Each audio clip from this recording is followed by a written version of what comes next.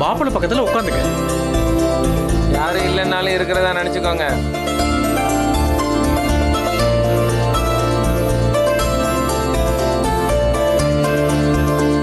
பையனோட சித்தி சித்தப்பாவை வர சொல்லுங்க.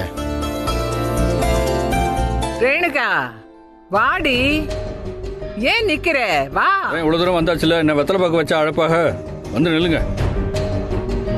போப்பா போ, எனக்கு அடுத்து நீ தானப்பா. தர்ஷன் மேல உன்னை விட யாரு கேட்கற இருக்கு?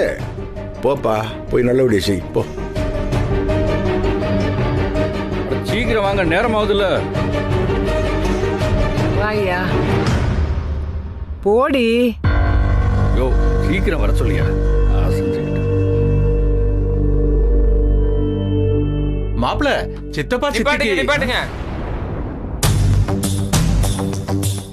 ஏய் என்னடா அவசகனமா பேசிக்கிட்டு?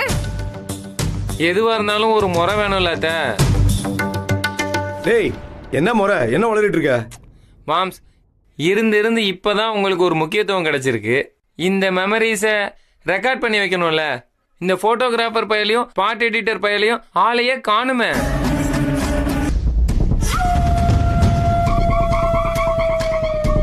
இப்ப அது ரொம்ப முக்கியமா? அவங்க முகரக்கட்டையே சரி கிடையாது. சரியான நேரத்துல எங்கேயும் ஓடி ஒளிஞ்சிட்டாங்க.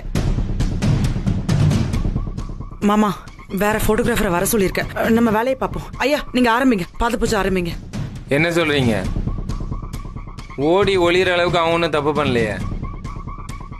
வேலைன்னு ஒன்று கமிட் பண்ணிட்டு அதை முடிக்க உயிரையும் கொடுப்பான். மாமா இவனுக்கு கொஞ்ச நேரம் அமைதி இருக்க சொல்லுங்க மாமா. இருக்கா, பேசாம இருக்க மாட்டியா? இப்போ போட்டோ எடுக்கிறதா உனக்கு முக்கியமாக்கும். போத்திட்டு நில்றா. சரி சரி விடுங்க. ஏங்க நீங்க ஆரம்பிங்க. நேரம் ஆகுதுல்ல, நீங்க ஆரம்பிங்க.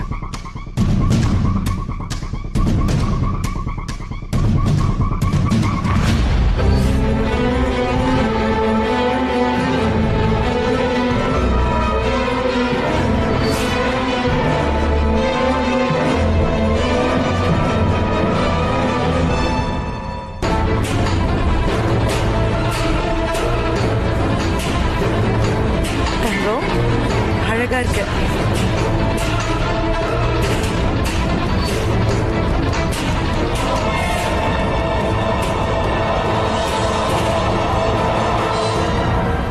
மாப்பிள்ள இவங்க 2 பேரையும் உங்க அப்பா அம்மாவா நினைச்சு பாத பூஜை பண்ணுங்க.